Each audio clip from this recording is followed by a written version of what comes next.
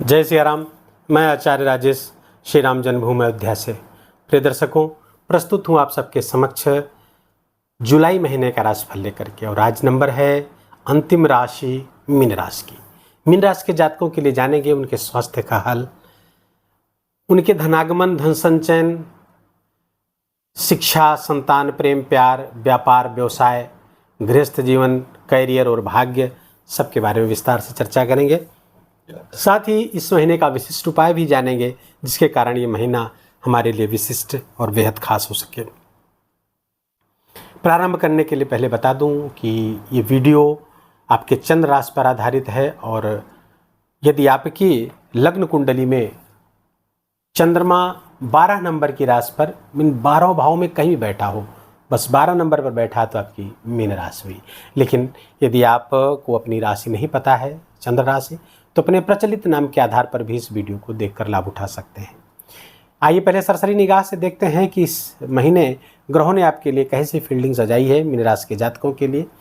तो आपके राशि पर ही राहु देव विराजमान है और राशि से द्वितीय मंगल अपनी ही राशि पर विराजमान है और 12 जुलाई तक यही विराजमान रहेंगे अपनी मूल त्रिकोण राशि मेष राशि पर। बहुत अच्छा गोचर मंगल का यहाँ पर द्वितीय स्थान पर है। 12 जुलाई के बाद मंगल आपके पराक्रम स्थान पर आ जाएंगे और अच्छा गोचर है। पराक्रम स्थान मंगल को बहुत प्रिय है, यहाँ पर अच्छा गोचर करेंगे और 12 जुलाई से 26 अगस्त तक रहेंगे। लगभग 44 दिन का ये गोचर होगा, बड़े परिणाम लेकर के आएगा। इसका हम अलग वीडियो भी लाएंगे जिसमें हम केवल मंगल की चर्चा करेंगे 10-12 मिनट विस्तार से। और देवगुरु बृहस्पति साथ में विराजमान रहेंगे, 1 मई से ही यहाँ पर आ गए हैं। अपना अच्छा परिणाम अभी तक विभिन्न कारणों से नहीं दे पा रहे थे, अब अच्छा परिणाम अपना देंगे क्योंकि अब रोहिणी नक्षत्र पर आ गए हैं, उदय भी होने जा रहे हैं। तो कुल मिलाकर के गुरु का गोचर भी आपके लिए अच्छा है। सूर्य आपके चतुर्थ स्थान पर गोचर करेंगे, 16 जुलाई तक यहाँ रहेंगे। 16 जुलाई के बाद कर्क राशि पर आएंगे आपके पंचम स्थान पर। शुक्र भी यहाँ पर 7 जुलाई तक रहेंगे, 7 जुलाई के बाद पंचम स्थान पर ये भी आ जाएंगे। फलतः जो कला निधि योग यहाँ बना हुआ वही कला निधि योग यहाँ भी बन जाएगा। बुध देव केंद्र त्रिकोण राजयोग बना करके 19 जुलाई तक यहाँ रहेंगे, 19 जुलाई के बाद गोचर करते हुए आपके छठे स्थान पर आ जाएंगे। केतु देव यहाँ पर आपके सप्तम स्थान पर विराजमान हैं। उसके बाद के स्थान आपके लिए अष्टम, नवम, दसम, एकादश खाली है। दसम स्थान पर दशमेश शनि अपनी ही मूल त्रिकोण राशि पर विराजमान है। लेकिन एक महत्वपूर्ण परिघटना, खगोलीय घटना घट रही है कि मंगल शनिदेव 30 जून से वक्री हो रहे हैं और ये 15 नवंबर तक वक्री रहेंगे। लगभग 139 दिनों का ये पीरियड बहुत महत्वपूर्ण होगा और तब और अधिक महत्वपूर्ण हो जाता है शनि का वक्री काल जब आपके ऊपर 7.5 चल रही हो, क्योंकि 7.5 के प्रभाव में 2 गुना वृद्धि हो जाती है, क्योंकि शनि के बल में भी 2 गुना वृद्धि हो जाती है जब वो वक्री हो जाते हैं, जब वो चेष्टा बली हो जाते हैं। तो शनिदेव चेष्टा बली हो रहे हैं। क्या परिणाम होगा इन सबका, आइए जानते हैं। पहले जानते हैं आपके स्वास्थ्य का क्या हाल रहेगा, स्वास्थ्य की कैसी पोजीशन रहेगी। मीन राशि आपकी है और राशि पर राहु विराजमान है। राशि के स्वामी आपके तृतीय स्थान पर गोचर कर रहे हैं, तो फलतः अपने पराक्रम से, अपने पुरुषार्थ से स्वास्थ्य को बेहतर करने का आप लगातार प्रयास करेंगे। लेकिन चूँकि राहु विराजमान है तो मीन राशि के अधिकांश जातक शरीर में मांस बढ़ने की समस्या से पीड़ित रहेंगे, अर्थात आपका वजन बढ़ता रहेगा। अगर आपने जरा से भी आलस से दिखाया, आप जरा से आलसी हुए, आप दौड़ भाग, रनिंग, प्राणायाम आदि करना बंद करेंगे तो आपका वजन बढ़ना शुरू हो जाएगा। दूसरा, फेफड़े संबंधित आपकी यहाँ से संबंधित समस्याएं बढ़ सकती हैं तब जब कि आप स्मोकर हों, आप किसी नशे के प्रति एडिक्ट हों, तब ये आपकी समस्या गहरी हो सकती। यदि आप स्मोकर नहीं हैं, आप सिगरेट आदि नहीं पीते हैं, तो आपको चिंता करने की कोई ज़रूरत नहीं है। ऐसा राहु आपके इसका प्रोटेक्टर हो जाएगा। लेकिन आपको मौसम के परिवर्तन को ध्यान रखना होगा। लेकिन यदि आप स्मोकर हैं, सिगरेट आदि पीते हैं, किसी भी नशे के प्रति आप एडिक्ट हैं, तो आपको बहुत ही सावधान सचेत रहने की सलाह दी जाती है। तो स्वास्थ्य की बात हमने जान ली।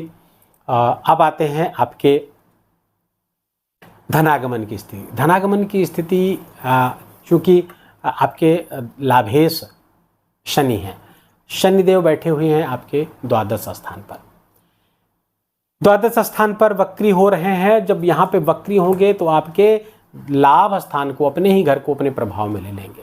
फलतः जहाँ एक और आपको लाभ प्राप्त होगा तो दूसरी और कुछ उपलब्धियाँ भी प्राप्त हो सकती हैं। धन लाभ की स्थिति बढ़ सकती है, धन लाभ ज़्यादा मात्रा में हो सकता है, उपलब्धियाँ भी कुछ बड़ी इस बीच हो सकती हैं। लेकिन एकादश से संबंधित पेंडिंग्स आपको निपटानी पड़ेगी।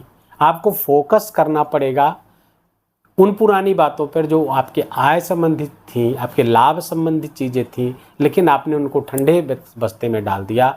अब उन्हें पूरा करने का वक्त आ गया है और आपको मजबूर करेंगे उसको पूरा करने के।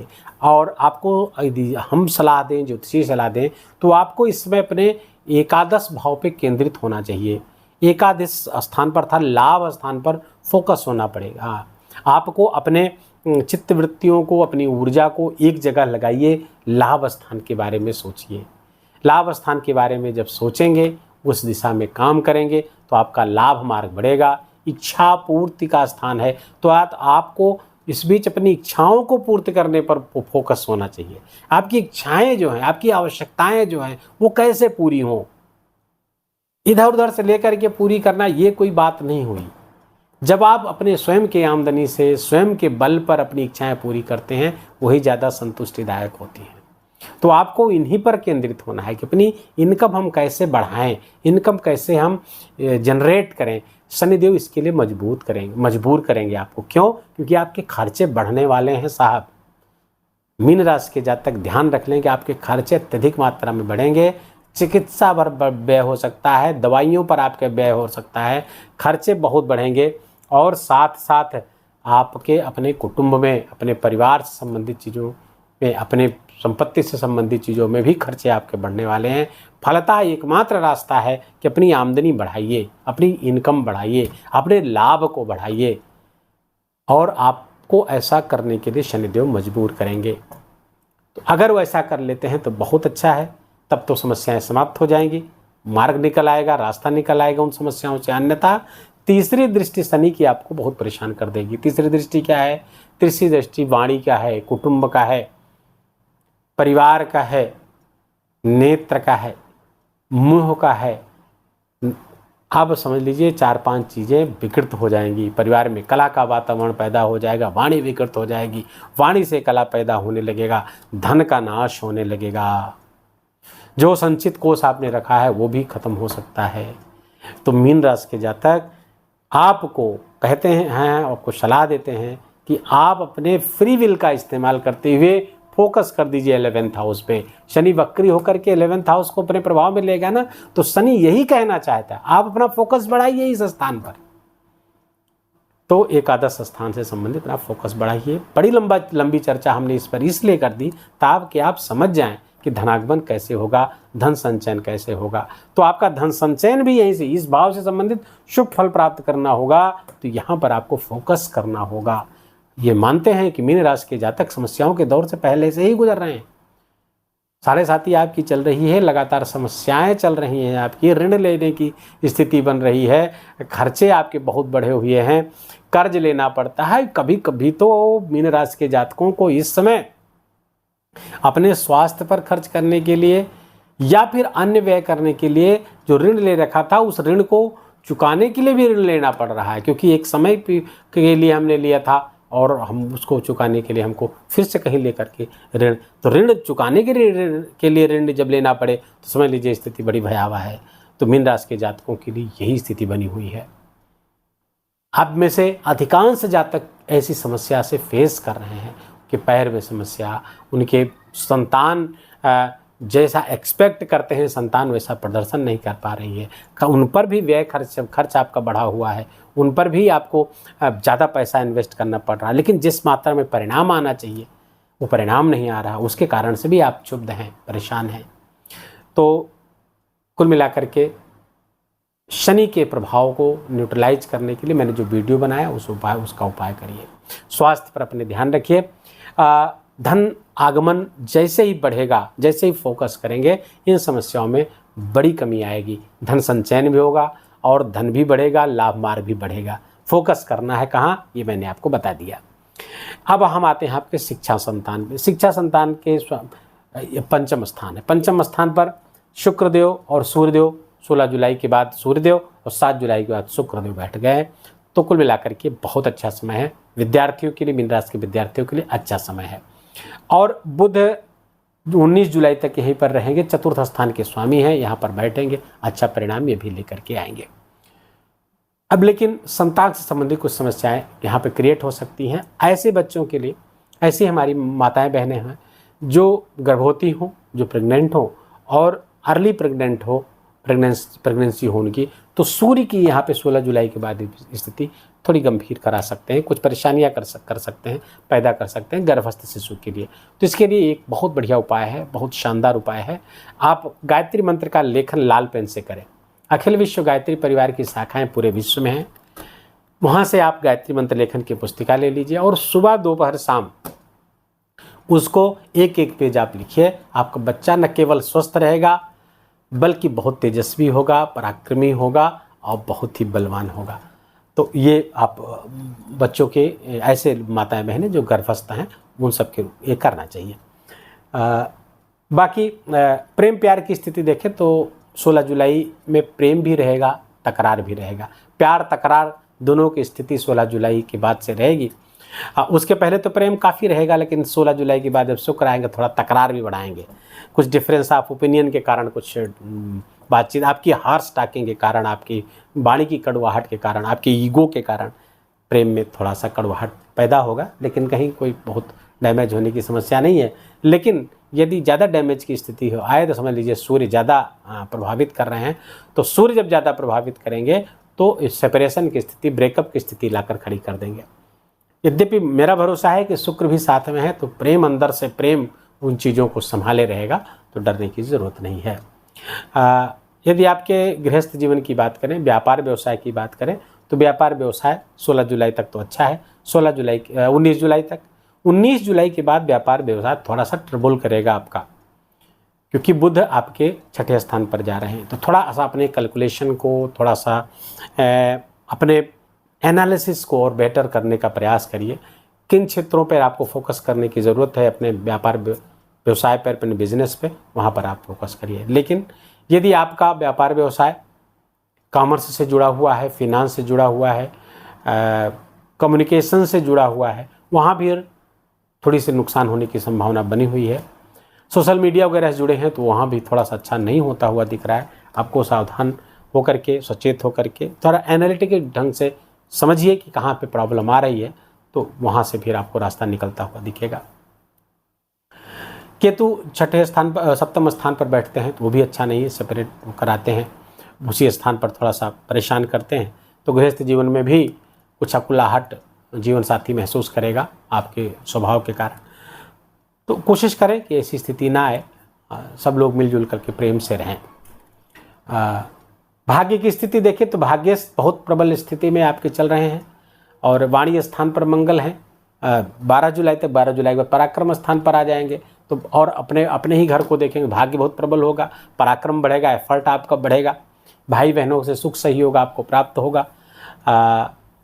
बड़े भाई को थोड़ा सा संबंधों से गड़बड़ हो सकते हैं, बाकी बहुत अच्छा है, भाग्य भी आपका बढ़ेगा। पिता को अगर हाई ब्लड प्रेशर की समस्या है, तो उनको थोड़ा सा दिखाएं। रक्त संबंधी कोई समस्या है तो वहाँ पर भी आपको ध्यान देने की ज़रूरत है। मंगल 12 जुलाई के बाद यहाँ पर आ जाएंगे और चौथी दृष्टि आपके छठे स्थान पर पड़ेगी। फलता जो रोग की बात चल रही थी, रोग ऋण शत्रु की, मंगल उसमें बहुत राहत देंगे आपको। 12 जुलाई से 26 अगस्त में ऋण, रोग और शत्रु पर बहुत ही राहत आपको प्रदान करने जा रहे हैं। लेकिन जीवन साथी के स्वास्थ्य को थोड़ी समस्या पैदा कर सकते हैं, वहाँ पर ध्यान रखिएगा।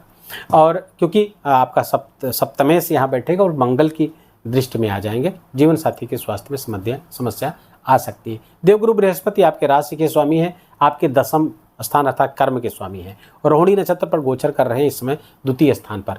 तो बहुत अच्छा है, करियर में बहुत ज़बरदस्त प्रोग्रेस आपको होती हुई दिख रही है।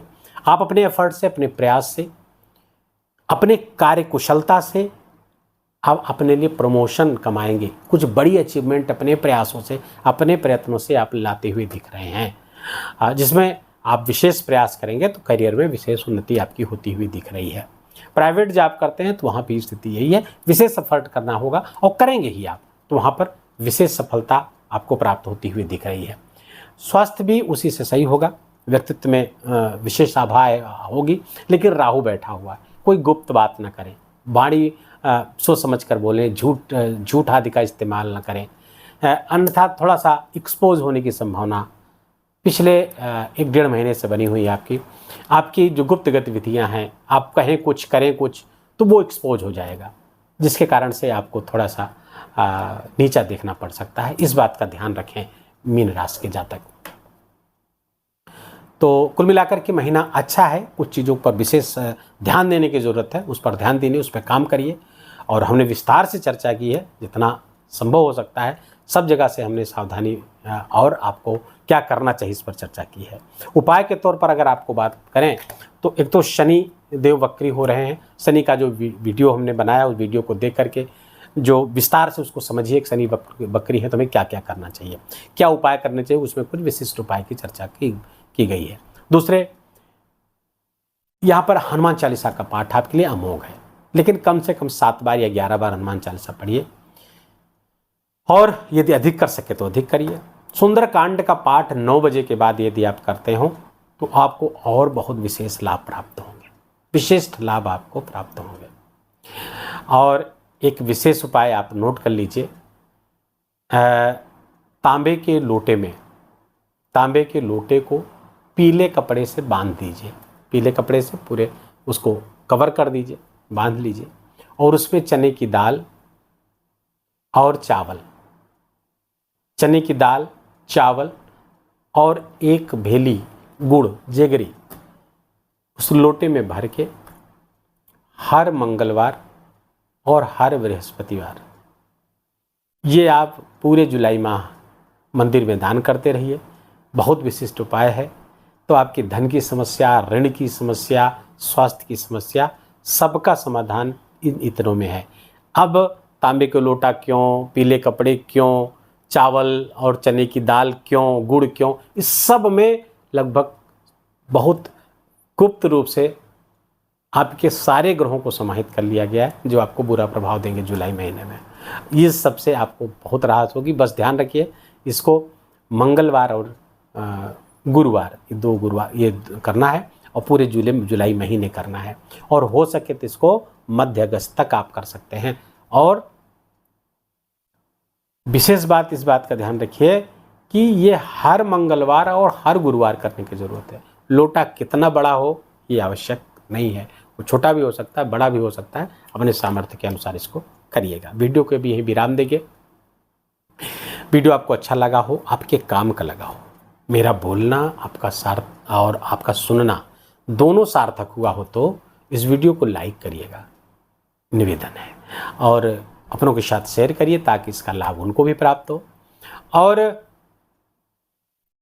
कमेंट में बहुत प्रेम से जय सियाराम लिखना बिल्कुल भी मत भूलिएगा, मेरा विशेष आग्रह है आपसे। और जय सियाराम जब लिखेंगे तो इसमें आपका हित है, आपका जय सियाराम यहाँ भगवान राम लला के श्री चरणों में पहुँचेगा, प्रत्युत्तर में उनका आशीर्वाद आप तक पहुँचेगा।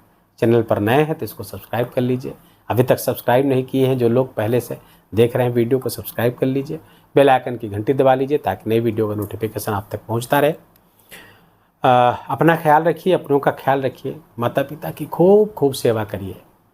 और एक निवेदन और आपसे कि इस मानसून में कम से कम 1 वृक्ष, और हो सके मीन राशि के जातक तो पीपल का वृक्ष, 1 से अधिक हो सके तो 1 से अधिक लगाएं, पीपल का वृक्ष लगाएं, उसका पोषण करें। मीन राशि के जातक इसको शनिवार को करेंगे तो और विशिष्ट परिणाम प्राप्त होगा। पीपल का वृक्ष लगाएं, उनका पोषण करके उनको बड़ा करिए। बहुत बड़ी ज्योतिषीय रेमेडी है, बहुत श्रेष्ठ इसके लाभ हैं। जय सिया राम।